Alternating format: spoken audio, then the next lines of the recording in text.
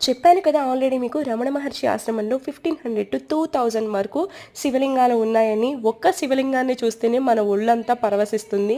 అలాంటిది అన్ని విగ్రహాలు చూస్తే, అన్ని శివలింగాలు చూస్తే మన మనసుకి ఎంత ప్రశాంతతనిస్తుందో ఒకసారి ఆలోచించండి.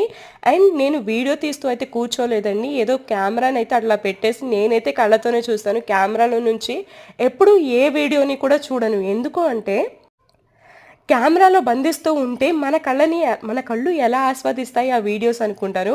బట్ అక్కడ నేను వీడియో తీయడానికి మెయిన్ రీజన్ కూడా మా అత్తయ్య గారు వీడియో తీయి చూడు ఎంత బాగున్నాయో అని చెప్పేసరికి నేను వీడియో తీశాను.